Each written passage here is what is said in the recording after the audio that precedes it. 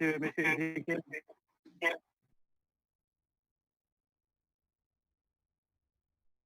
le Nigeria, le Congo, Djibouti, nous avons les pays européens comme la Belgique, la France, l'Italie. Donc, on dit que c'est vraiment utile. Voilà. Si tous ces pays ont choisi de pouvoir se connecter à d'autres voies, c'est que c'est vraiment utile cette formation-là. Voilà. Tout à l'heure, je vais donner la parole au comité d'organisation, à M. Jean-Claude, qui nous fera la présentation de qui soutient donc cette formation. Voilà. Et après, nous allons laisser la place à notre assistante, donc la présentatrice, qui viendra elle également à son tour se présenter et donc passer à la présentation de ce qu'elle a pour nous. Donc, sans plus tarder, je vais donc laisser la parole à Jean-Claude. Alors, monsieur Jean-Claude, si vous êtes là, je vous passe le micro.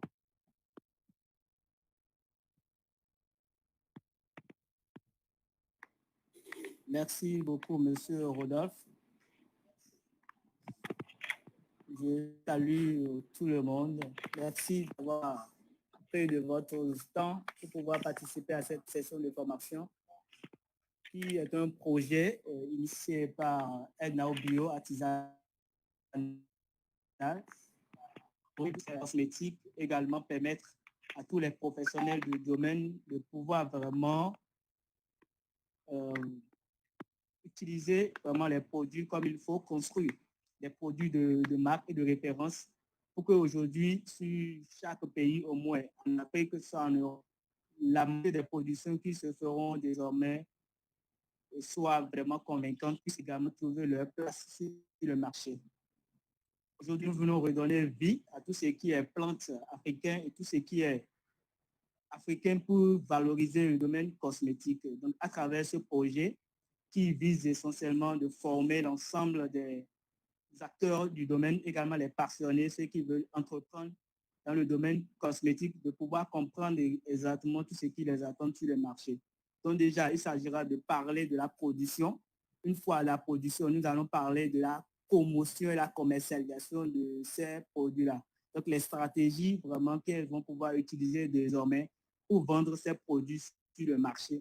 Et pour finir, on va construire vraiment un base réseau qui va regrouper tous ces professionnels-là pour faciliter également ce qu'ils font aujourd'hui dans l'ensemble des pays du continent.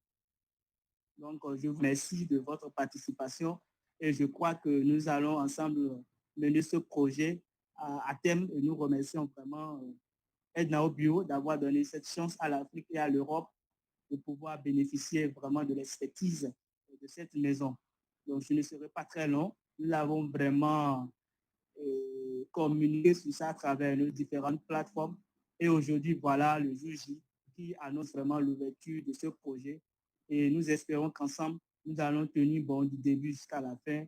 Donc, je souhaite vraiment une bonne participation à ceux qui nous suivent directement sur Google Meet et ceux qui sont en direct également sur Facebook, qui sont en train de nous suivre. Et je vous souhaite bonne formation et merci.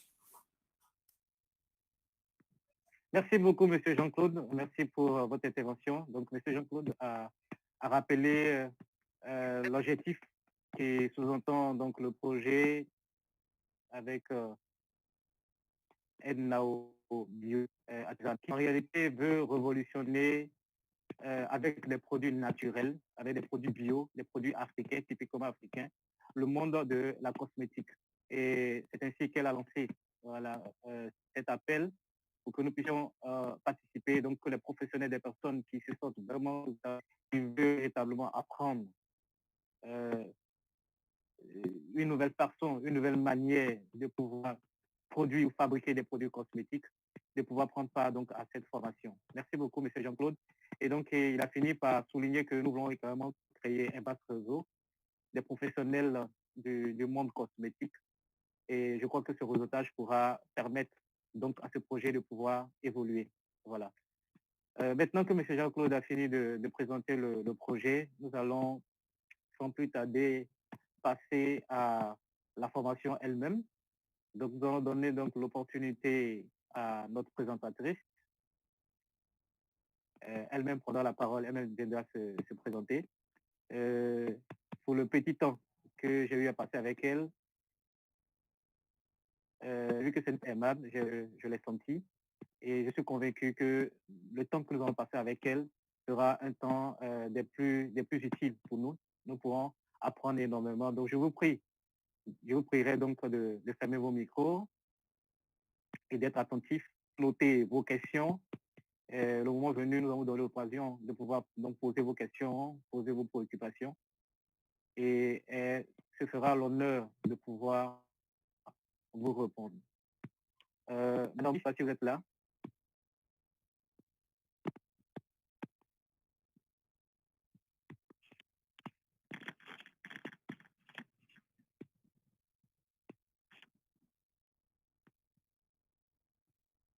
Madame Naomi?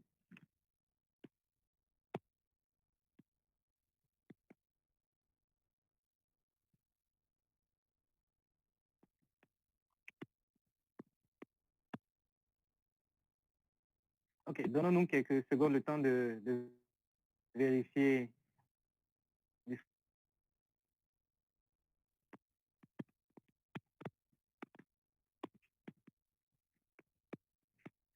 D'accord, ok, je reprends. Je disais bienvenue à tout le monde, bienvenue aux participants.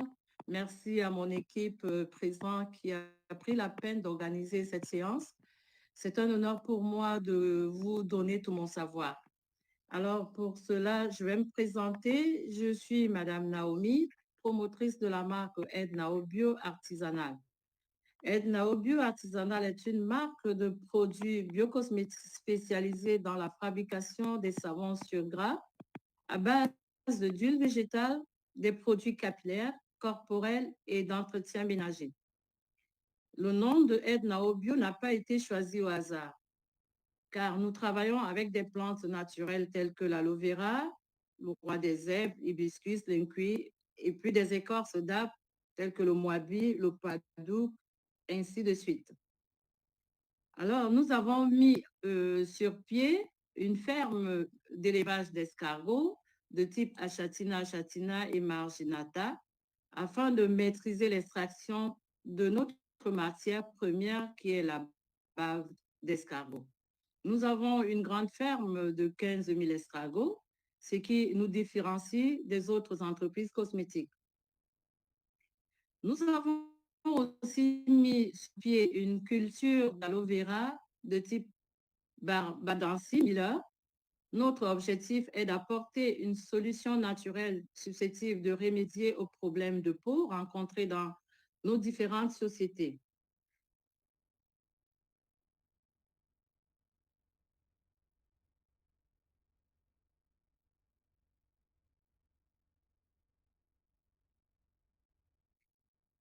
À savoir que nos produits sont certifiés Made in Africa, Made in Cameroun, Made in Halal, ISO 22716, origine certifiée.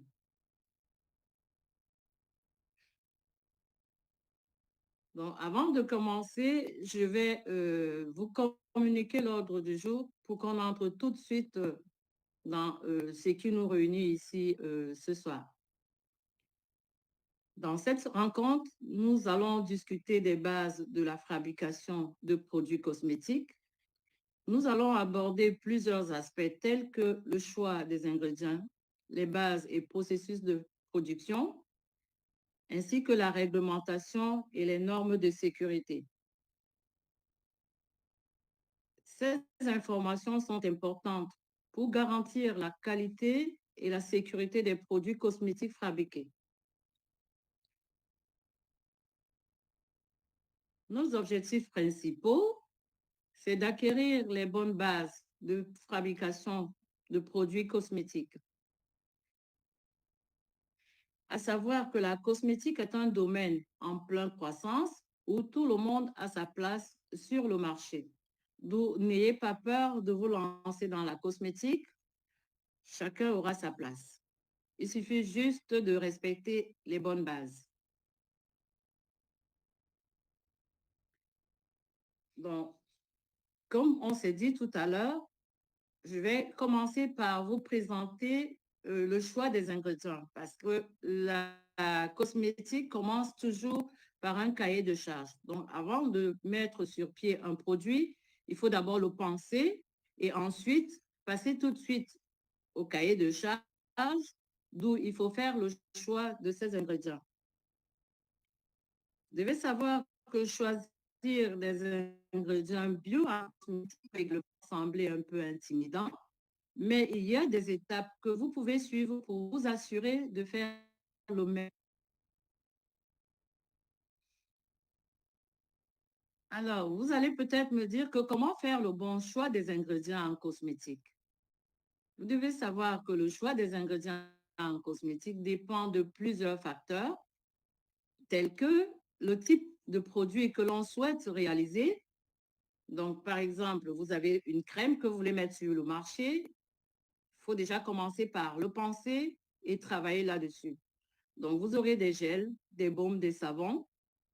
Donc, chaque type de produit nécessite des ingrédients adaptés à la forme. Il y aura la texture, sa stabilité et son mode d'application. À savoir que le but du produit, c'est d'abord un produit qui va hydrater, qui viendra nourrir, soit nettoyer, protéger, embellir. Ça dépendra de ce dont vous recherchez sur votre produit. Donc, chaque but du produit nécessite des ingrédients adaptés à son action, son efficacité et sa sécurité. Et pour cela, vous allez viser le public. Donc, ça sera quel public? Soit le bébé, des enfants, les adultes, des femmes ou des femmes enceintes. Donc, tout dépendra de vos objectifs et de la cible. Donc, chaque public cible du produit nécessite des ingrédients adaptés à sa peau, ses besoins et ses préférences. À savoir que la réglementation en vigueur, donc il faut respecter les normes, les exigences légales du pays de commercialisation du produit. Donc, il faut notamment vérifier la liste des ingrédients autorisés, interdits ou soumis à restriction ou à obligation d'étiquetage. Donc, l'impact environnemental. Donc, il faut privilégier les ingrédients d'origine naturelle, bien sûr, biologiques ou équitables, qui respectent la biodiversité et les ressources naturelles.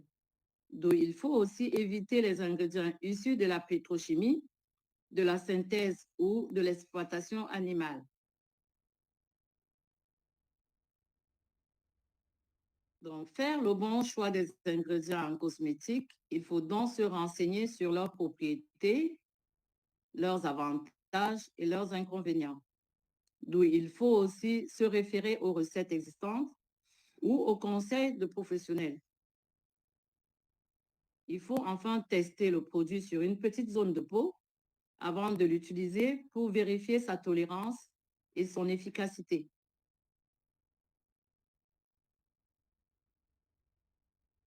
Une fois que cette étape est parcourue, donc la chose à faire, c'est d'abord de lire les étiquettes.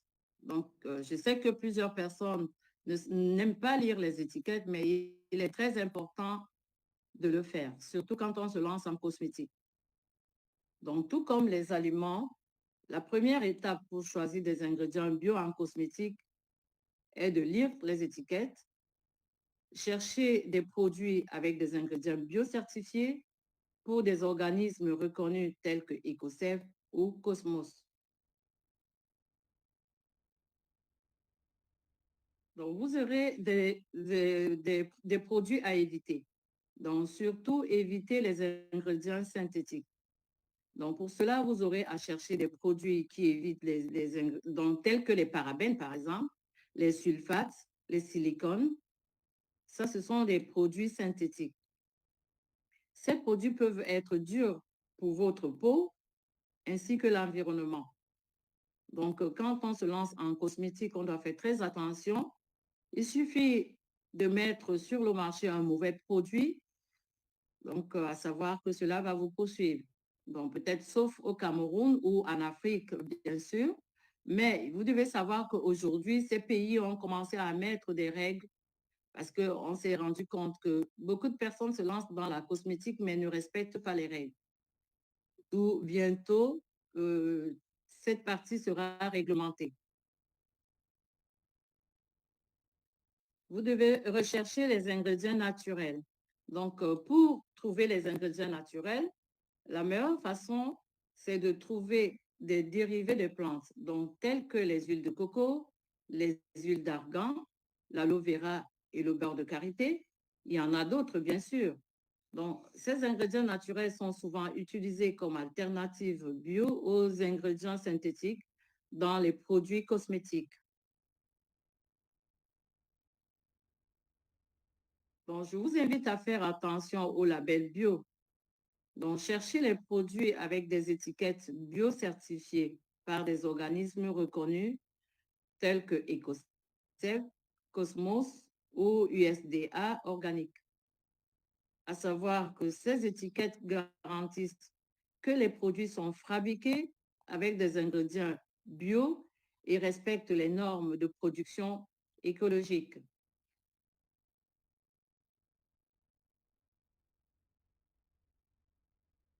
Donc, je vais vous inviter à privilégier les produits locaux, si possible. Acheter des produits cosmétiques bio locaux.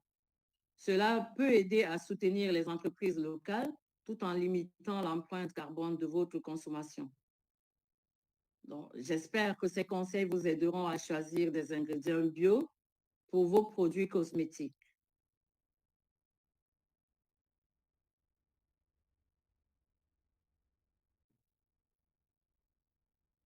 Donc, je vais, avant d'entamer la deuxième partie pour vous présenter les meilleurs ingrédients cosmétiques naturels, je ne sais pas si le modérateur a une question à poser ou je continue.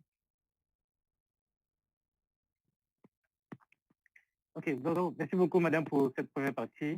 Donc, nous allons donc tout à l'heure laisser l'occasion aux participants de poser déjà des questions pour cette première partie. Donc, nous allons juste rappeler que madame vient de dénoncer comment faire un choix, comment faire le meilleur choix des ingrédients bio dans la fabrication des produits cosmétiques. Donc, elle a dit qu'il faut tenir compte du type de produit, il faut tenir compte du but, il faut tenir compte de la cible, il faut respecter les normes d'utilisation des produits. Elle a rappelé également qu'il faut apprendre à lire les étiquettes, que c'est vraiment très important. De faire attention aux labels bio, donc qui sont par exemple EcoCert, Cosmos, USD, de privilégier surtout les produits locaux bio. Voilà, donc si quelqu'un a une question à poser ou une préoccupation, nous nous donnons la parole. La personne peut juste lever la main et nous allons pouvoir lui donner la parole.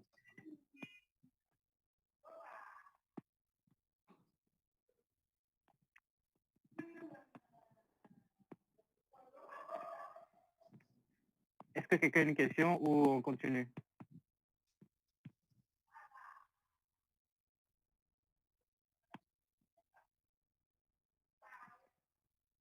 Ok, madame, je crois que nous pouvons continuer. D'accord. Alors, je vais vous expliquer, ou tout à l'heure, je vais d'abord vous présenter les meilleurs ingrédients cosmétiques naturels quand on veut se lancer dans une fabrication quand on veut mettre sur pied un produit, dont les ingrédients à choisir. Et avant de vous présenter ces ingrédients, je vais d'abord vous expliquer à quoi servent ces actifs. Donc, vous devez savoir que les actifs en cosmétique sont des ingrédients qui apportent les bénéfices spécifiques à la peau.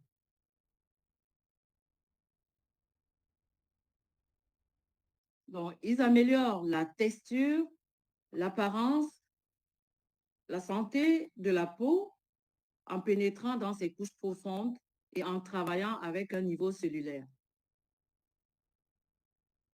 Donc, les actifs peuvent aider à traiter les problèmes de peau tels que l'acné, les taches de vieillesse, la déshydratation, ainsi que les rides.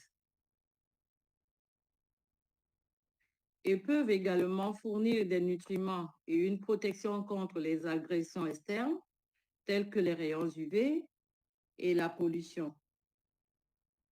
À savoir que les actifs sont souvent utilisés dans les formules de soins de peau pour maximiser les effets bénéfiques des produits. Alors, ici, je vais vous présenter la liste des meilleurs actifs en cosmétique bio-naturels. Et pour cela, vous aurez en premier l'huile de coco, l'huile d'argan, l'huile d'amande douce, le beurre de karité, l'huile d'avocat, l'huile de jojoba, l'extrait de thé vert, l'extrait de rose, l'extrait de calendula, la glycérine végétale. Bien sûr que la liste elle est longue, je ne pourrais pas tout citer ici.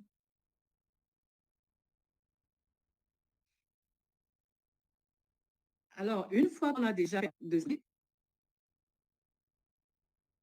il faut maintenant passer à la base de fabrication. Vous devez savoir que le processus de fabrication varie en fonction du type de produit cosmétique fabriqué, tel qu'on l'a vu tout à l'heure. Cependant, voici les grandes étapes de fabrication cosmétique. La première des choses, c'est la formulation. Donc, la première étape de fabrication, c'est que les ingrédients sont en fonction du produit cosmétique à fabriquer. Donc, les formules cosmétiques doivent être conçues de manière à ce que les ingrédients soient compatibles et stables les uns les autres. Vous devez savoir que la formulation du produit débute par l'analyse du cahier de charge et de la relation entre une fonction et une solution d'ingrédients.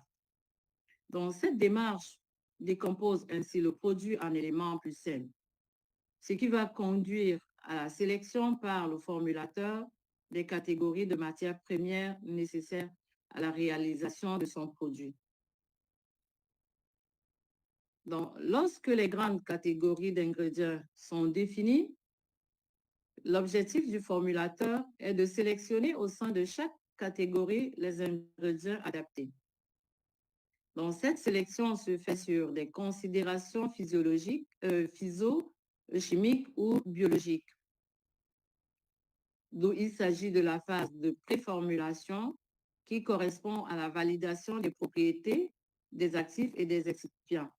À cette étape du développement, les contacts avec les fournisseurs de matières premières sont primordiaux pour être le plus efficace possible. Donc, quand vous achetez, par exemple, le beurre de karité, prenez la peine d'avoir sa fiche technique, d'où sa carte d'identité. Alors, nous retenons que la formulation du produit, il s'agit de définir la composition du produit en choisissant les ingrédients adaptés au type de produit, au but du produit, au public cible du produit et à la réglementation en vigueur. D'où il faut aussi respecter les proportions et les dosages des ingrédients pour obtenir la texture, l'odeur, la couleur et l'efficacité souhaitée. Cette étape terminée, la formulation consiste à introduire des molécules organiques ou minérales dans un milieu de dispersion. Donc, pour cela, j'ai préparé un exemple de recette. Là, vous avez une recette là. Pour 100 ml, mon but, c'est quoi? C'est d'avoir une crème nourrissante. Donc, la crème nourrissante que je veux mettre ou produire. Donc, mon ingrédient phare, c'est d'abord le beurre de mangue. Donc, pourquoi le beurre de mangue? Parce que Le beurre de mangue maintient l'hydratation de la peau, adoucit et assouplit. Donc, il laisse la peau satinée. Et le beurre de mangue riche en antioxydants. Donc, ce beurre préserve la peau des signes du vieillissement prématuré.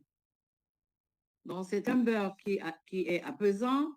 Il aide la peau à rétablir sa composition en lipides et à se réhydrater. Donc, après cette exposition, ce beurre aussi est intéressant pour ceux qui font souvent les expositions au soleil. Donc, il va lutter contre les agressions externes, contre le soleil et le froid. Et par la suite, je vais utiliser mon huile de tournesol. Donc, pourquoi l'huile de tournesol? Parce que c'est une huile qui est d'abord multi-usage. C'est une huile qui est riche en oméga 6, qui remédie parfaitement les peaux sèches, ainsi que la déshydratation cutanée. Alors, cette huile, elle est hydratante, donc elle va hydrater la peau en profondeur, elle va la repulper afin que celui-ci conserve toute son élasticité, ainsi que sa souplesse. Donc, c'est une huile qui prévient et traite aussi vergetures. Et l'autre ingrédient que j'ai choisi, c'est le gel d'aloe vera que tout le monde connaît. Donc, à savoir qu'il y a au moins 500 espèces d'aloe vera. Et pour cela, ma crème sera riche avec le gel d'aloe vera qui a été fabriqué sur un gel qui est extrait à froid. Donc, il est riche en mucilage, en vitamines et en éléments nutritifs. À savoir que le jus d'aloe vera est connu pour ses multiples propriétés sur la peau. C'est un véritable trésor pour la nature, un must pour tout type de peau.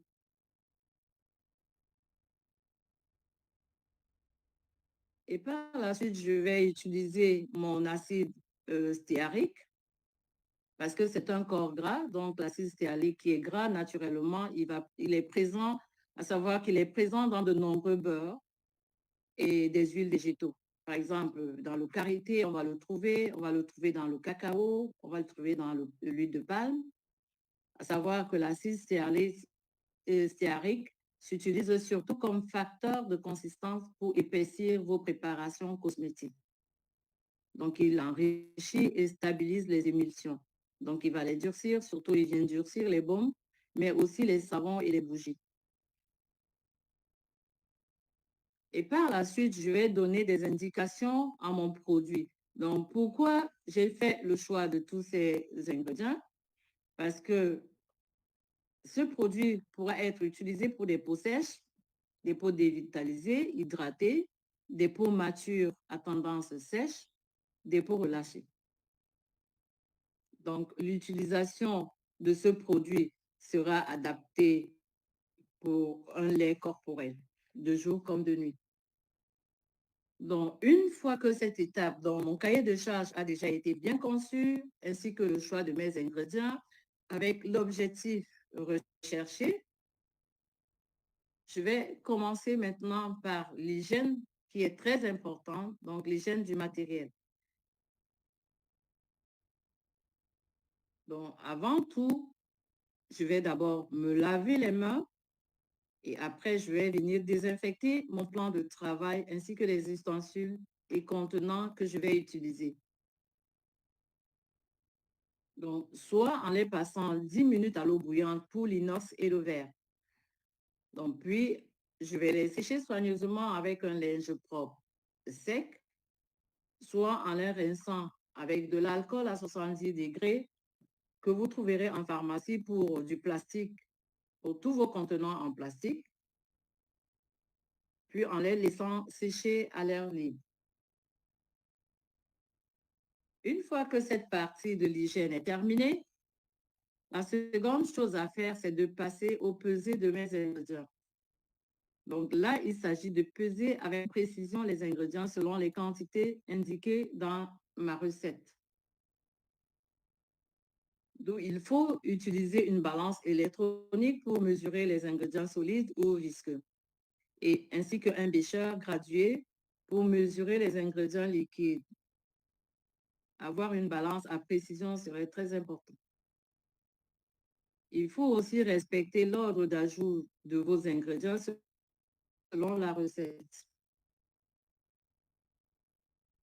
Donc, la troisième chose à faire, c'est de passer maintenant au mélange une que tout est déjà fait. Si vous avez préparé la première partie, la deuxième partie, maintenant vous allez passer à la troisième partie,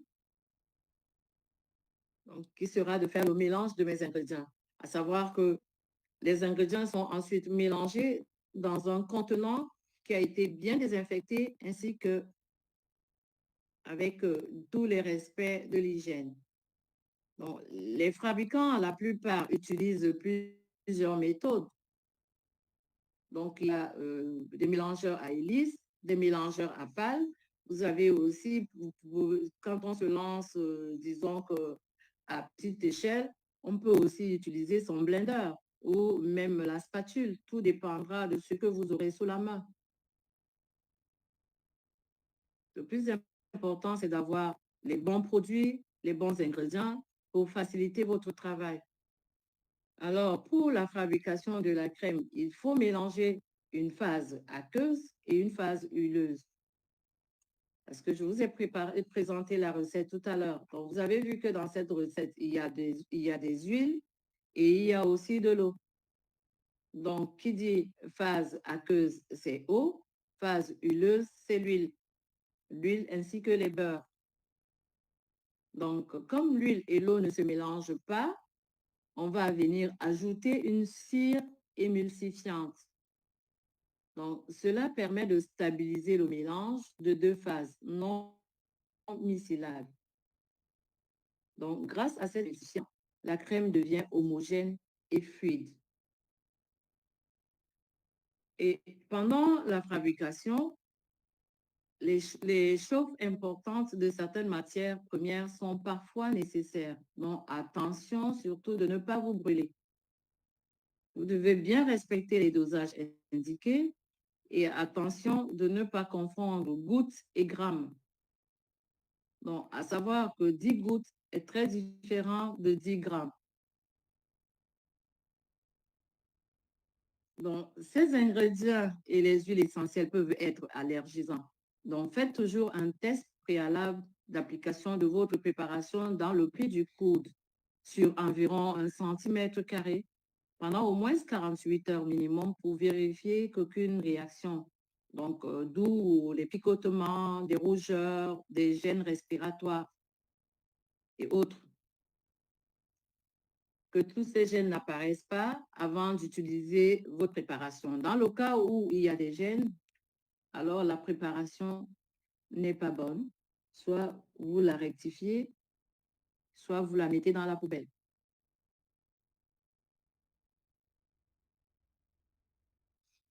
Donc, pendant la chauffe et le refroidissement, donc après ce mélange, la solution doit être chauffée ou refroidie. Donc, pour obtenir la texture et la consistance du produit final. Il faut savoir que la température de refroidissement d'une crème dépend de la recette utilisée. Donc, en général, il est recommandé de laisser refroidir la crème à température ambiante avant de la mettre dans un contenant au réfrigérateur. Et pour cela, n'oubliez surtout pas d'utiliser un conservateur. Donc, la conservation d'un produit cosmétique est un point essentiel pour garantir leur qualité et leur sécurité. Pour bien conserver un produit cosmétique après fabrication, il faut respecter plusieurs règles. Donc, il faut choisir un contenant qui est adapté. Le contenant doit être propre, stérilisé, hermétique et de préférence teinté pour protéger le produit de la lumière. Il doit aussi être adapté à la forme et à la texture du produit. Exemple, des pots, des tubes, des flacons, ainsi de suite. Utilisez des conservateurs naturels.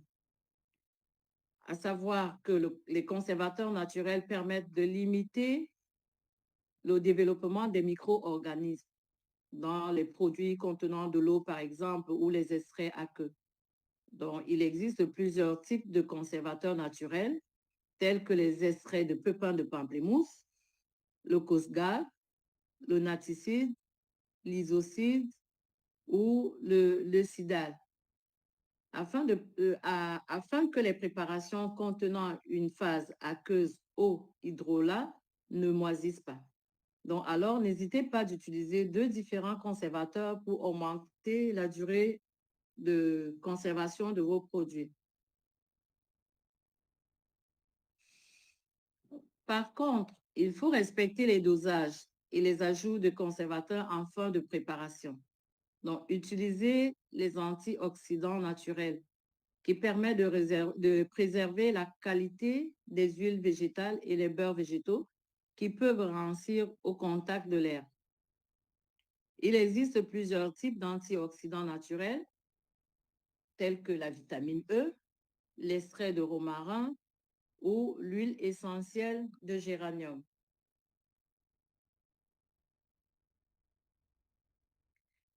Il faut aussi respecter les dosages indiqués dans les recettes et les ajouter en début de préparation. Soit il faut stocker vos produits dans un endroit frais et sec. Les produits cosmétiques maison doivent être conservés à l'abri de la lumière, à l'abri de la chaleur et de la lumière directe du soleil. Certains produits peuvent être conservés au réfrigérateur, comme des hydrolats, les huiles végétales et les beurres végétaux qui sont déjà entamés. Alors, au niveau des conservations, il faut savoir que les produits cosmétiques ont une durée de conservation limitée qui varie selon la composition du produit, donc le type de contenant et les conditions de stockage. Donc, la date limite d'utilisation doit être mentionnée clairement pour tout produit cosmétique qui ne peut se conserver plus de 6 mois à partir de sa date de fabrication. Donc, cette date doit être indiquée sur le produit ou sur son emballage avec la mention à utiliser avant. Même si le produit n'a jamais été ouvert, on évite d'utiliser un produit périmé. En général, les produits sans eau se conservent entre 6 mois et 1 an. Les produits avec eau se conservent entre 1 mois et 6 mois. En respectant ces règles simples, vous pourrez profiter pleinement de vos produits cosmétiques sans risquer de les abîmer ou de vous irriter la peau. Alors, n'hésitez pas d'utiliser 2 différents conservateurs, comme j'ai dit tout à l'heure, pour augmenter la durée de conservation de vos produits. Donc, là, j'ai prévu 2 exemples de conservateurs. Donc, il y a l'isocide, qui est un conservateur de phase aqueuse, qui est très efficace. C'est un conservateur qui est puissant, qui a des propriétés vraiment antibactériennes et antifongicides. Donc, il empêche le développement de micro-organismes, donc des bactéries, des levures, des germes, des moisissures et autres. Donc, dans vos cosmétiques ayant une phase aqueuse, l'eau, hydrolat, jus d'aloe vera, des glycérines, etc., cet actif est éco-certifiable et compatible avec mention bio. Il y a aussi le conservateur Cosga que certains d'autres connaissent. Donc, ce conservateur permettra de conserver efficacement toutes vos préparations contenant une phase aqueuse, donc des crèmes, des laits, des lotions, des gels. Il est d'origine synthétique, mais c'est l'un des rares conservateurs autorisés par EcoServe. Et il est donc très utile. Il est donc très utilisé en cosmétique bio. Donc, nous allons voir ensemble la durée de certains produits cosmétiques. Donc, lorsque vous mettez en place les produits comme les mascaras et les eyeliners, vous devez savoir que la durée de conservation de ce produit n'est que de 3 mois. une fois que ce produit est ouvert. Rouge à lèvres, la durée est de 15 mois. Les laits démaquillants, les gels démaquillants, les eaux micellaires, environ 12 mois. Les corporels, environ 12 mois aussi. Et si c'est un lait bio, c'est 6 mois. Donc, les crèmes visage en flacon pompe, environ 12 mois. En pot, environ 9 mois. Les huiles corporelles, 18 mois. Donc, par contre, si vous utilisez des crèmes solaires, donc une fois la crème ouverte, vous devez l'utiliser. Donc, par exemple, si vous êtes dans des pays comme en Europe, la crème s'utilise qu'en été. Et en hiver, il faut jeter et apporter un nouveau produit. C'est très important parce que c'est un produit qui ne se conserve pas longtemps.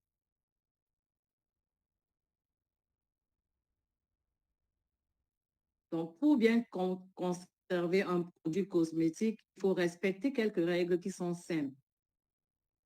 Surtout le conserver dans un endroit qui est sec, protégé de la lumière, appliquer le produit avec les mains propres et utiliser une spatule si nécessaire.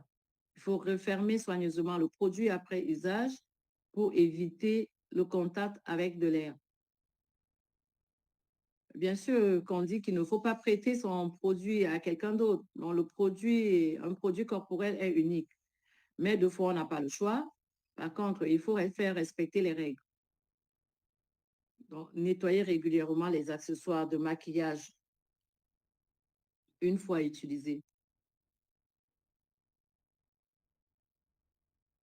Donc, pour savoir si un produit cosmétique est périmé, il faut être attentif aux signes suivants.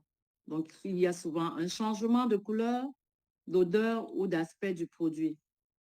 Une séparation des phases du produit comme une vinaigrette. Il y a aussi une irritation ou une réaction allergique après application du produit. Si vous constatez l'un de ces signes, vaut mieux jeter le produit et ne pas prendre de risques pour votre santé et votre beauté. La plupart du temps, on retrouve des personnes qui ont développé des mycoses parce que le produit a été périmé, mais ils ne le savent pas. Des fois, on a de l'acné, on a de l'eczéma. Tout ça, ça peut provenir d'un produit qui a été mal conservé. Alors, essayez d'être à l'écoute de ces signes.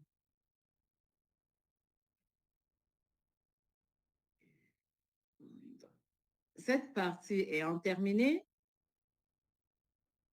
Donc, là, nous allons passer au conditionnement. S'il n'y a pas de questions, je peux continuer. Merci beaucoup, madame, pour cette seconde partie. Nous laissons donc l'occasion aux uns aux autres, aux participants, de poser des questions par rapport à cette seconde partie ou à la première partie que nous avons vue. Donc, dans cette seconde partie, il était question du processus de fabrication cosmétique. Donc, elle a parlé de la formulation, elle a parlé de l'hygiène des matériels, elle a parlé de peser donc, la quantité des ingrédients. L'étape, nous avons également le mélange, nous avons la fabrication, nous avons l'étape de chauffage et de refroidissement. Donc, si quelqu'un a des questions à poser par rapport à toutes ces étapes-là, nous avons donc l'occasion de poser des questions. Les juste de lever la main et nous allons pouvoir vous passer la parole. OK. Avant que quelqu'un ne réponde, il y avait une question qui était restée en suspens. Un internaute sur Facebook a posé la question de savoir qu'est-ce que le padouk et où le trouver. Le padouk, c'est un arbre. Hein. Le padouk, c'est un arbre. C'est un arbre qui est très prisé. C'est aussi une richesse pour certaines tribus. Et son écorce est très efficace pour la cosmétique. D'accord. Si une personne a une question à poser, si oui, il vous suffit de lever la main ou de de pouvoir mettre votre question dans le commentaire de la page Facebook, du direct de la page Facebook. Pardon?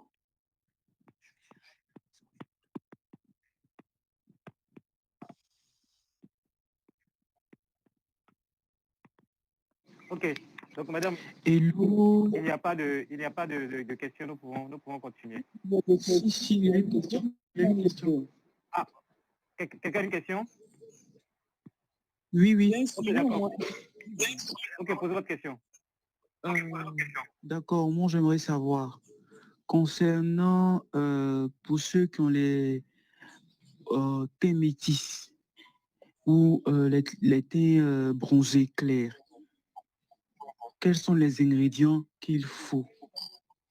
Quelle est la composition de ce produit-là? Je veux dire, produit pour se laver, en fait, savon, gel savon, en fait. C'est ma question qu'elle a. Il faut savoir que les personnes qui ont un teint métis, donc je veux dire les personnes qui n'ont pas décapé leur peau, qui ont leur peau naturelle, n'ont pas besoin de se compliquer la vie. Donc, il faut juste utiliser un lait naturel. Si la personne a une peau sèche, utiliser un lait hydratant. Si la personne a des problèmes de peau, peut utiliser un lait nourrissant. Donc, les huiles, par exemple, pour des personnes qui ne maîtrisent pas leur type de peau, peuvent facilement utiliser l'huile de jojoba qui est adaptée à tout type de peau. Que vous soyez noir, que vous soyez de teint, comme vous venez de dire tout à l'heure, métis, vous pouvez utiliser l'huile de jojoba, qui est une très bonne huile.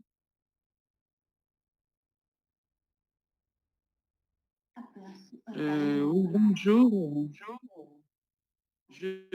Excusez. Oui. Oui, vous avez la parole. Bonjour, madame. Oui, bonjour. Je suis madame Babingui, depuis le Congo-Brazzaville, plus précisément à Pointe-Noire. Bon, Enchantée. en fait, merci. Je voulais poser une question. Est-ce que le beurre de karité et le beurre de mangue, nous devons le faire nous-mêmes ou bien, vous savez où nous pouvons nous en procurer ce beurre? Et en fait, nous, au Congo, nous avons un problème. On n'a pas des conservateurs ici. Est-ce que vous pouvez nous indiquer où nous pouvons acheter les conservateurs? En dehors de cela, une troisième question. Est-ce qu'à la fin, vous pouvez nous donner ce document en PDF?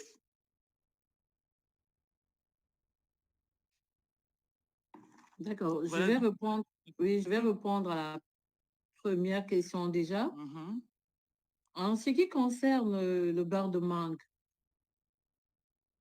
vous pouvez le faire vous-même. Vous avez des mangues à portée de main parce que vous pouvez acheter des mangues au marché. Vous allez extraire déjà le jus de mangue et après vous allez prendre le noyau. Donc, c'est avec le noyau maintenant que vous allez faire votre beurre de mangue. Bien sûr que ça demande du temps, mais quand on le fait soi-même, on maîtrise mieux ces produits. Bon, dans le cas où vous n'avez pas le temps de le faire, vous pouvez acheter votre beurre de mangue. Je pense que ça se vend en ligne. Mais sinon, en Afrique, moi, j'en ai. Donc, tout dépendra de là où vous êtes. Bon, maintenant, la deuxième question, au niveau des conservateurs. Il y a le conservateur Lucidal, donc je pense que ça, c'est un conservateur que vous pouvez aussi trouver. Il y a des conservateurs que vous pouvez trouver aussi dans des magasins bio. Je pense qu'il y en a chez vous. Donc, il suffit juste de vous rapprocher auprès de ces magasins. Vous allez en trouver. Bon, maintenant, sinon, au Cameroun, il y a des magasins qui vendent aussi ces produits, ainsi qu'en France. Hein. Donc, aujourd'hui, je pense que vous pouvez les commander en ligne. Il n'y a pas de souci. Mais étant au Congo, le mieux serait déjà de vous rapprocher auprès des magasins bio. Mais sinon, après, c'est à voir aussi avec mon équipe qui est au Togo. Maintenant, la dernière question en ce qui concerne le PDF, ça, vous verrez avec mon équipe. Bon, l'équipe technique, oui, l'équipe technique s'en chargera. Merci beaucoup, madame. Moi, je suis dans le cosmétique. Je fais déjà des savons, mais j'ai essayé de vérifier à Brazzaville. Ici, à Pointe-Noire, on a cherché même dans les pharmacies, dans les boutiques bio. Chez nous, on ne vend pas les conservateurs. C'est vraiment un véritable problème. Donc, au départ, le modérateur avait dit qu'on devait faire un réseautage. Et dans ce réseautage-là, est-ce qu'on ne peut pas acquérir des produits bio pour le cosmétique, par exemple?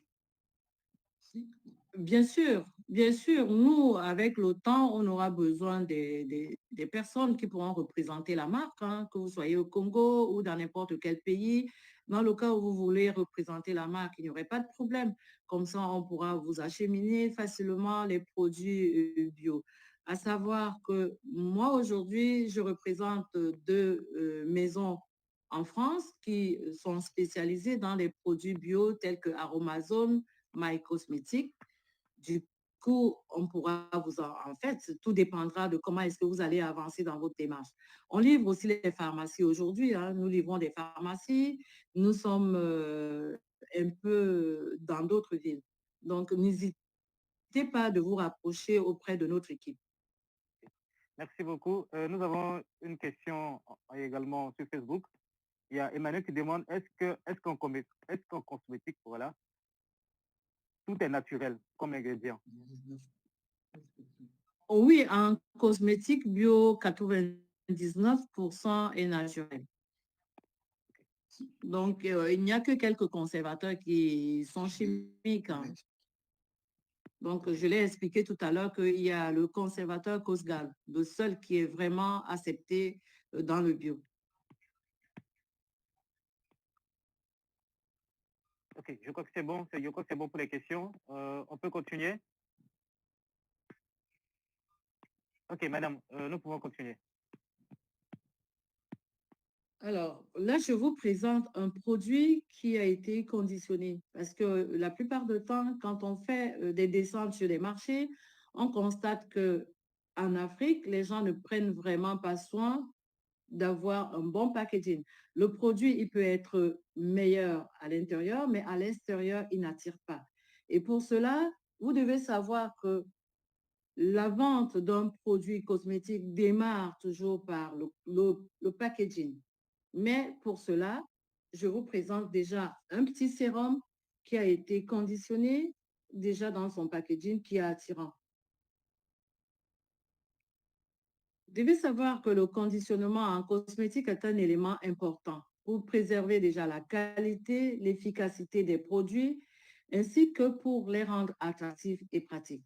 Donc, pour mettre en place un bon conditionnement en cosmétique, il faut prendre en compte plusieurs critères, tels que le type de produit, par exemple la crème, la lotion, le gel, des sprays, des poudres, il y a des huiles. Donc, chaque type de produit nécessite un conditionnement adapté à sa forme, donc sa texture, sa viscosité et sa stabilité. Il y a le mode d'application.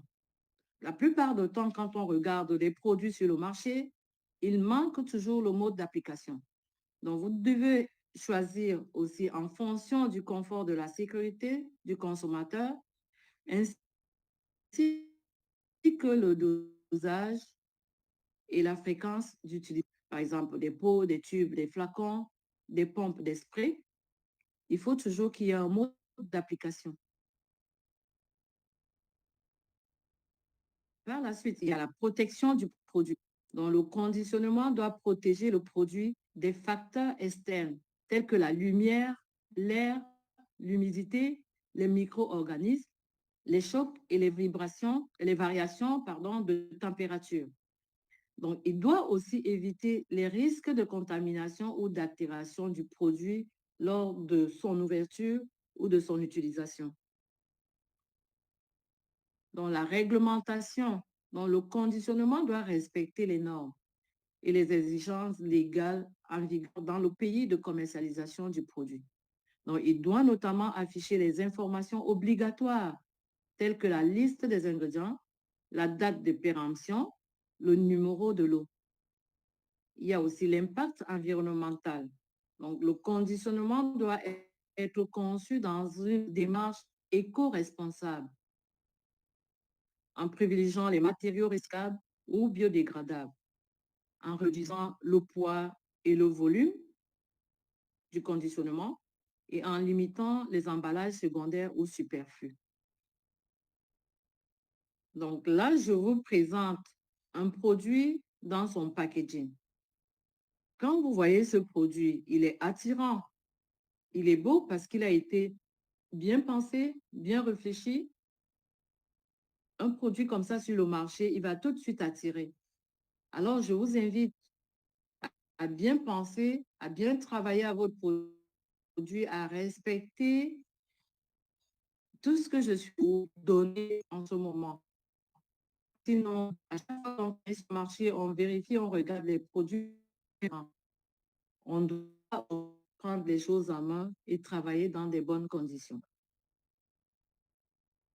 Alors, qu'est-ce que c'est qu'un packaging?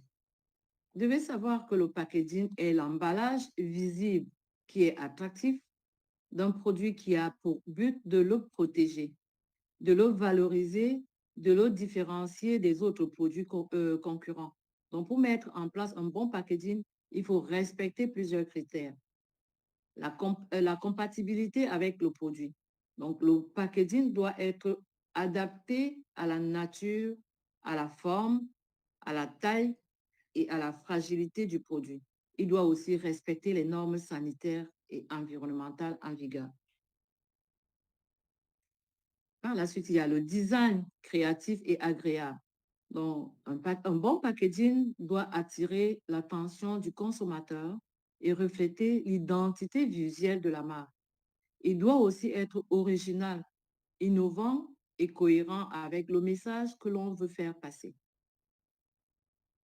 Il y a la praticité, l'ergonomie et la multifonctionnalité. Donc, le packaging doit faciliter l'utilisation, doit faciliter le transport, le stockage du produit. Il doit aussi offrir une valeur ajoutée aux consommateurs, par exemple en proposant une seconde vie au packaging ou en intégrant les éléments ludiques ou interactifs. Il faut aussi faire le choix des couleurs. Bon, les couleurs ont un impact sur la perception et les émotions du consommateur. Il faut donc choisir les couleurs en accord avec le produit, la marque et le cible public. Donc, il faut aussi tenir compte des codes culturels et des tendances du marché. L'innovation constante, dont le packaging doit évoluer avec les besoins et les attentes des consommateurs, donc, ainsi qu'avec les avancées technologiques et les opportunités créatives. Donc, il faut donc se renouveler, il faut le renouveler régulièrement et proposer des packagings originaux et surprenants. Alors, pour vous aider à mettre en place un bon packaging, vous pouvez vous inspirer des exemples de packaging réussis que vous trouvez sur Internet ou dans les magasins. Vous pouvez aussi faire appel à un designer professionnel ou à une plateforme spécialisée qui vous accompagnera dans vos projets.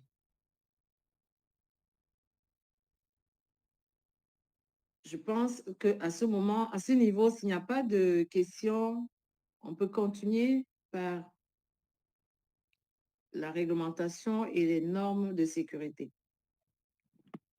Ok, nous donnons encore l'occasion de pouvoir poser des questions si des personnes ont des questions. Sinon que nous allons continuer avec la réglementation des normes de sécurité. Quelqu'un a une question? Quelqu'un a une question sur le conditionnement, sur le packaging?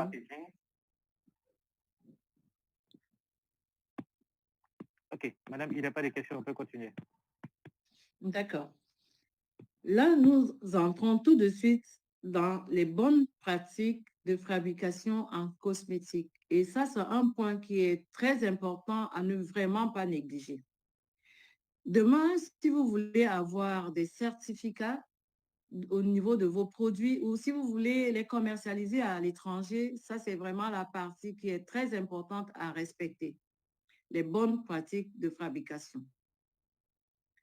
Utiliser des matières premières de qualité.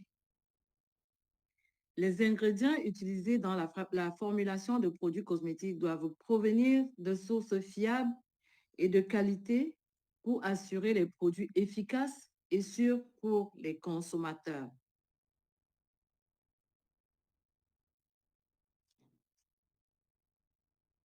Vous devez suivre les normes réglementaires. Donc, les fabricants de cosmétiques doivent se conférer à toutes les normes et réglementations en vigueur dans leur pays, comme les directives de l'Agence nationale de sécurité sanitaire de l'alimentation, de l'environnement et du travail. Vous devez garantir l'hygiène à vos produits cosmétiques, s'il vous plaît. Donc, les installations de fabrication doivent être nettoyées régulièrement et les employés doivent porter des vêtements de protection pour minimiser les risques de contamination et de prolifération bactérienne. Les ingrédients à éviter. Les fabricants doivent éviter les ingrédients controversés ou dangereux pour la santé, comme les parabènes et les phthalates. Vous devez mener des tests de stabilité. Donc, quand on lance un produit sur le marché, on ne le lance pas aveuglément, on fait d'abord des tests au laboratoire.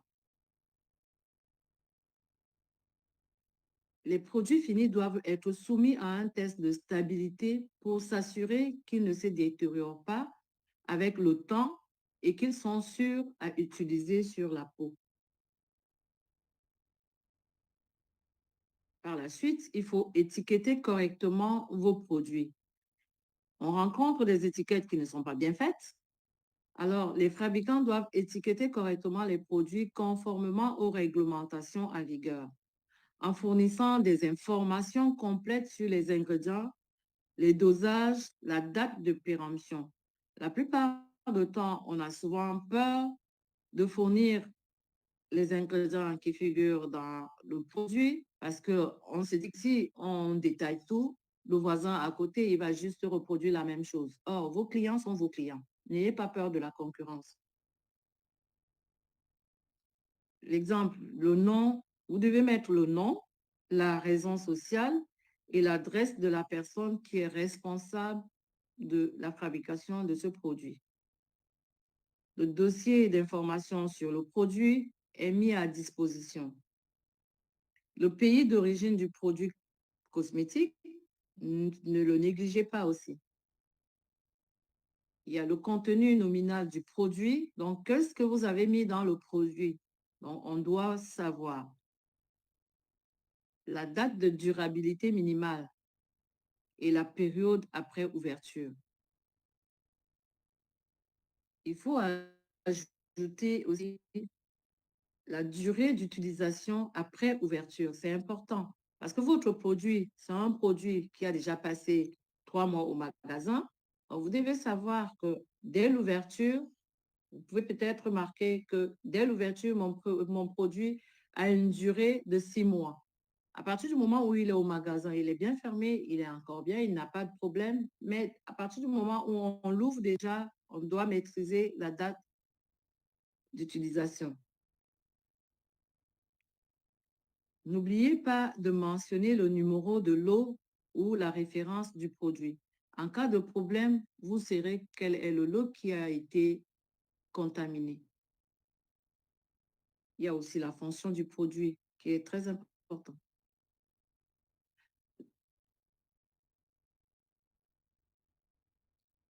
Et là, nous allons passer au contrôle qualité, le contrôle qualité des produits cosmétiques.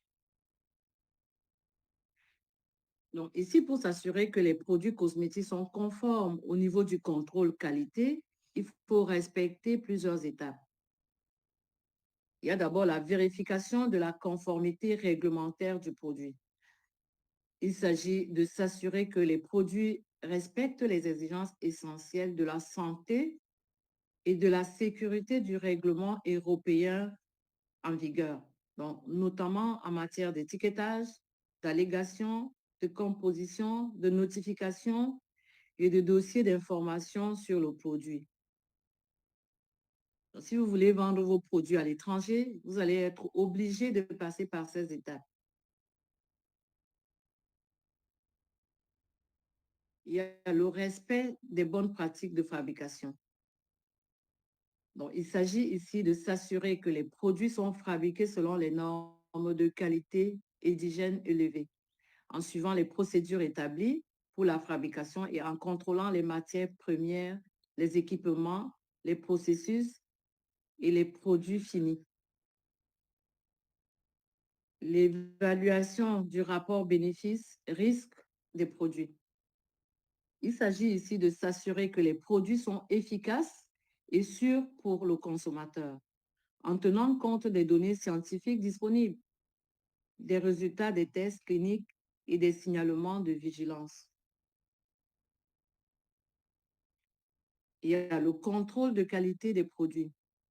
Il s'agit ici de s'assurer que les produits répondent aux critères de qualité définis par le fabricant, en réalisant les analyses physico-chimiques, microbiologiques et sensorielles sur les échantillons prélevés à différentes étapes de la fabrication et du stockage.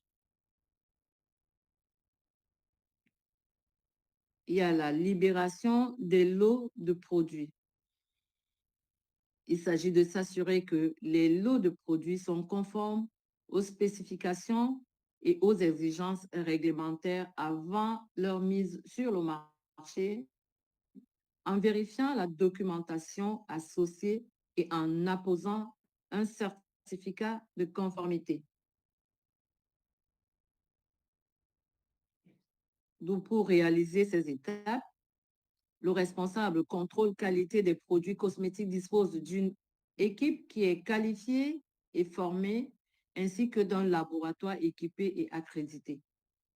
Donc, il travaille en collaboration avec les autres services du fabricant, comme la recherche et développement, la production, donc le marketing ou la pharmacovigilance. Il peut aussi faire appel à des organismes externes indépendants pour réaliser certains contrôles ou des audits.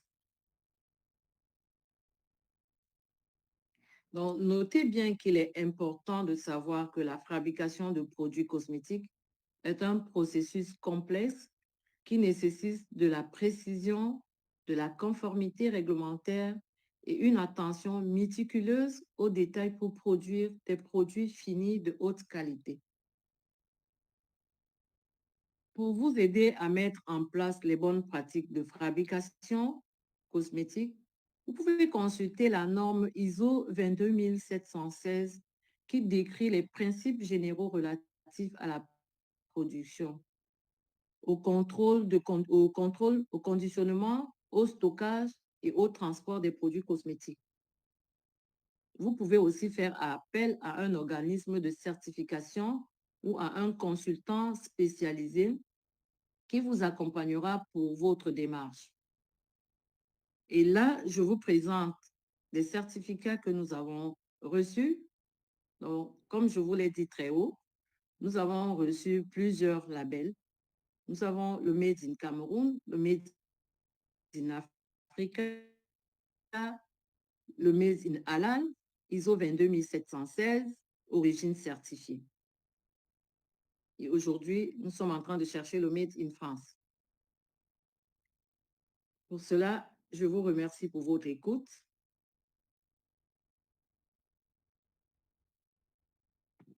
Vous avez nos coordonnées pour nous joindre. Je vous dis merci. Merci beaucoup, madame. Merci beaucoup pour cette belle présentation, parfois très enrichissante. Et je suis convaincu que tous les participants ont appris beaucoup de choses ce soir.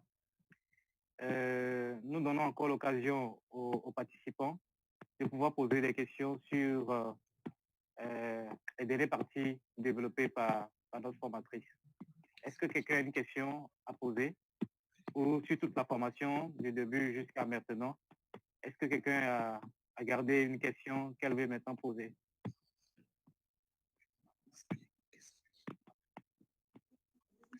Ok, Madame Sophie. Merci. En fait, ce n'est pas une question, je voulais simplement dire merci pour toute cette connaissance. Vraiment, j'ai suivi cette formation avec attention et en fait, vous avez été clair. Mais ma doléance est toujours le document. Si vous qui êtes avec elle, si vous pouvez nous produire le document que vous pouvez nous mettre en PDF sur WhatsApp, ceux qui ont suivi, ou vous nous les envoyez à tous les participants, par exemple. Merci beaucoup, merci encore. Ok, d'accord, nous allons voir ça après avec madame et nous verrons comment gérer cette situation. Quelqu'un d'autre a une question, une préoccupation ou une recommandation?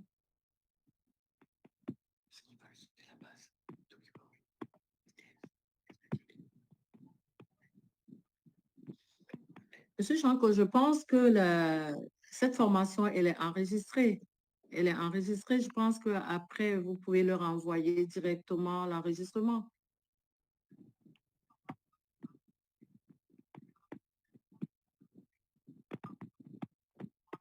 Oui, exactement. Cette formation est enregistrée et déjà mis sur la page Facebook de Edna Bio Artisanal. Les participants pourront retrouver la totalité du direct sur la page. Donc, on leur enverra le lien de la page Facebook. Il suffira juste de cliquer et ils auront accès. Exactement. Et comme ça, vous pouvez l'écouter en boucle.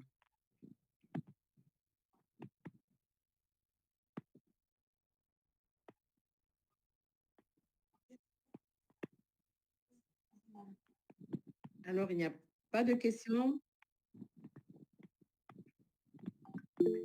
Oui, il y a une question sur Facebook. Il y a une question sur Facebook. Quels sont les actifs éclaircissants naturels qu'on peut utiliser dans le cosmétique? Les actifs à utiliser, les actifs éclaircissants à utiliser en cosmétique, il y a les HA, les AHA. Il y a aussi, il y a pas mal d'actifs. Il y a éclat lumière, il y a du citron qu'on peut utiliser aussi. Il faut savoir que tout ce qui concerne de l'éclat en matière cosmétique naturelle, c'est à long terme. Mais le mieux serait de commencer par les utiliser maintenant. Et ceci va vous donner un teint lumineux, un teint éclat, d'où il n'y a que les HA et puis les actifs. Il y en a beaucoup. Il y a éclat lumière, il y a HA, il y a le citron et plein d'autres. Donc, ça, ce sont les actifs qu'on voit en formation avancée. D'accord, madame. S'il vous plaît, madame, est-ce que le miel peut être utilisé pour tout type de peau? Pardon? Est-ce que le miel peut être utilisé pour tout type de peau? Le miel? Oui, oui. Souvent, oui. Le miel, c'est un produit hydratant, c'est un antibactérien. Il est très bien pour la peau. Oui, mais est-ce qu'il est utilisé pour tout type de peau ou il y a des peaux pour lesquelles on ne peut pas utiliser le miel? Non, le miel, on peut utiliser pour tout type de peau, sauf s'il y a des personnes qui sont allergiques au miel. Mais sinon, le miel n'a pas de problème. Tout le monde peut l'utiliser. Ok, d'accord. En fait, c'est une question qu'on m'a posée tout à l'heure que je vous ai transmise.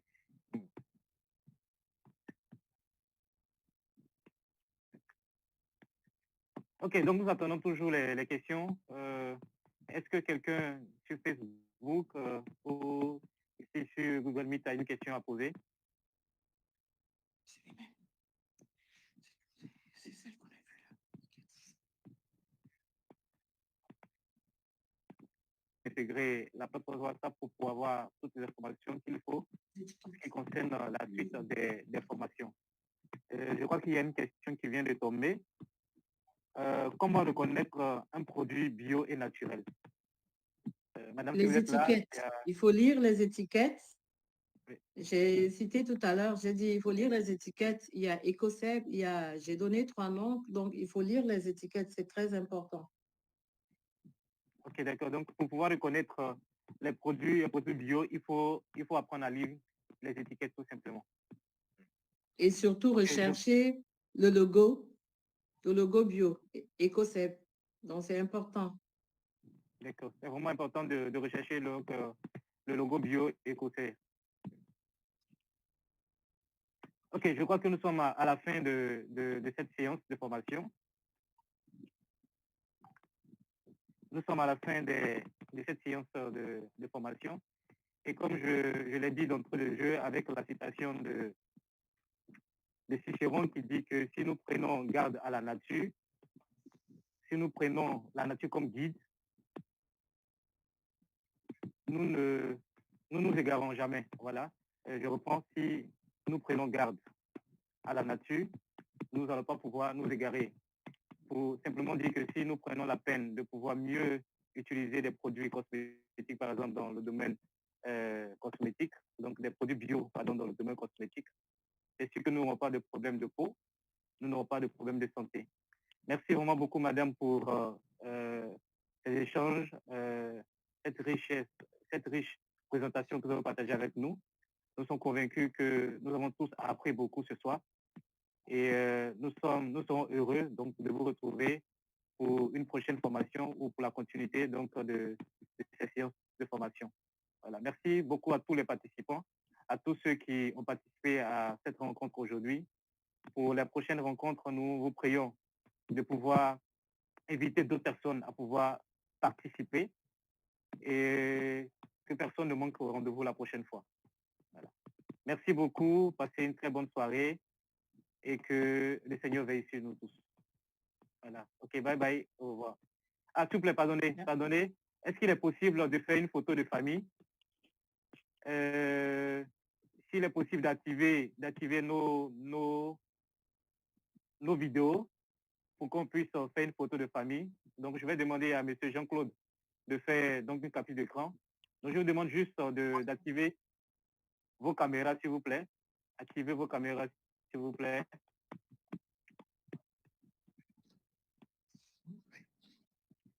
Je demande à tout le monde d'activer sa caméra, s'il vous plaît, pour qu'on puisse faire la photo de famille.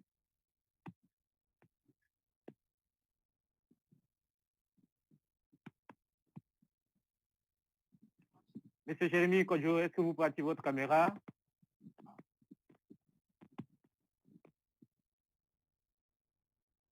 Est-ce que Neil Jouan peut activer sa caméra?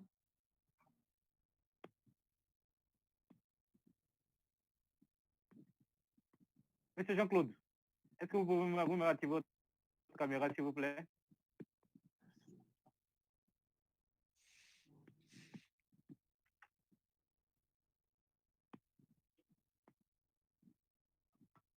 Activons les caméras, s'il vous plaît.